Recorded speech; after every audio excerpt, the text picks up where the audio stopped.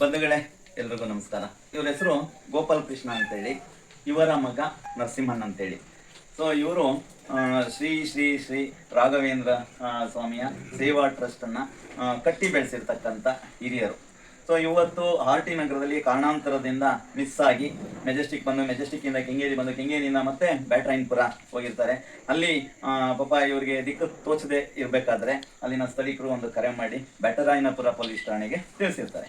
So ಈ ದಿನ ನಾವು ಇವರನ್ನ ವಿಳಾಸಗಳನ್ನ ಪತ್ತೆ ಹಚ್ಚಿ ಕೆಲವೊಂದು ಸ್ಟೇಷನ್ಗಳಿಗೆ ಮಾಹಿತಿ ನೀಡಿದಾಗ ಅವರ ಮಗ ಅಲ್ಲಿ ಹೋಗಿರ್ತಾರೆ. ಅಲ್ಲಿಂದ ಬ್ಯಾಟರಾಯನಪುರ ಬಂದು ಇವತ್ತಿನ ದಿನ ಒಂದು ಲೆಟ್ರು ಮಾಡಿಸಿ ಕರ್ಕೊಂಡು ಹೋಗ್ತಾ ಇದ್ದಾರೆ. ಬಹಳ ಗುರುವಾರದ ವಿಶೇಷ ಏನಂದ್ರೆ, ಇವರು ಒಂದು ಸಂಸ್ಥೆನ ಕಟ್ಟಿ ಬೆಳೆಸಿದಂಥ ಮಹಾ ಹಿರಿಯರು. ನೋಡಿದ್ರೆ ತಮಗೆ ಗೊತ್ತಾಗುತ್ತೆ, ನಾವೇನು ಹೇಳ್ಬೇಕಾಗಿಲ್ಲ. ಆ ಒಂದು ಗುರು ರಾಘವೇಂದ್ರ ಸ್ವಾಮಿ ಮಠನ ಕಟ್ಟಿ ಬೆಳೆಸಿರ್ತಕ್ಕಂಥ ಈ ಹಿರಿಯರು ಸ್ವಲ್ಪ ಮರವಿನಿಂದ ಬಸ್ ಹತ್ತಿರ್ತಾರೆ. ಸೊ ಹಾಗಾಗಿ ಇವತ್ತೇ ಇವರ ವಿಳಾಸನ ಪತ್ತೆ ಹಚ್ಚಿ ನರಸಿಂಹನ್ ಸರ್ ಜೊತೆ ಇವತ್ತು ಕಳಿಸ್ಕೊಡ್ತಾ ಇದ್ದೀವಿ. ಬಹಳ ಖುಷಿ ತರುವಂಥದ್ದು. ಯಾಕಪ್ಪ ಅಂದ್ರೆ ಒಂದು ಕುಟುಂಬನ ಸೇರೋ ಕೆಲಸನ ಭಗವಂತ ನಮಗೆ ಮಾಡಿಕೊಟ್ಟಿದ್ದಾರೆ. ಹಾಗಾಗಿ ಹೋಗಿ ಬನ್ನಿ, ದೇವ್ರ ಒಳ್ಳೇದು ಮಾಡಲಿ.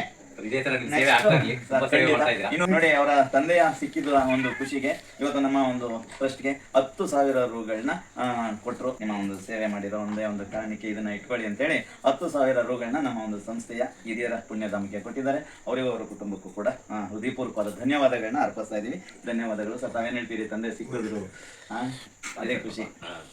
ನಿಮ್ಮಂತವ್ರು ಇರೋದಿದ್ದಾರೆ, ಚೆನ್ನಾಗಿದೆ. ದೇಶ ಚೆನ್ನಾಗಿ ಉದ್ಧಾರ ಆಗ್ತಾ ಇದೆ ಅಂದ್ರೆ ಇಂಥವ್ರು ಇರೋದಿದ್ದಾರೆ. ನಿಮ್ಮಂತವ್ರೆಲ್ಲ ಸೇವೆ ಮಾಡ್ತಾ ಇದ್ದೀರಾ.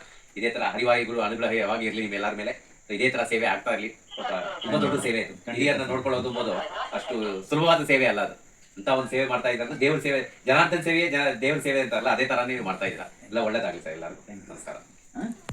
ಬಜೆ ಹಂಗೆಲ್ಲ ಮಿಸ್ ಆಗಿ ಬರಬೇಡಿ. ಆಚೆ ಸರ್ ಒಂದು ಟೈಟೋ ಹಾಕ್ಸ್ಬಿಡಿ. ಯಾಕೆಂದ್ರೆ ಸೊ ಆ ಒಂದು ಟೈಟೋ ಹಾಕ್ಸೋದ್ರಿಂದ ಏನಾಗುತ್ತೆ, ಮಿಸ್ ಆದ್ರೆ ಅಟ್ಲೀಸ್ಟ್ ಆ ನಂಬರ್ ಕಾಲ್ ಮಾಡ್ಬಿಡ್ತಾರೆ. ಯಾರಾದ್ರೂ ಮಾಡ್ತಾರೆ, ನಾವೇ ಅಂತಲ್ಲ. ಅವಾಗ ಇಂಥ ಪರಿಸ್ಥಿತಿನೂ ಬರಲ್ಲ, ನಿಮ್ಗೆ ಗಾಬರಿನೂ ಆಗಲ್ಲ, ಹುಡ್ಕಾಡುವಂತ ಸನ್ನಿವೇಶನೂ ಇರಲ್ಲ.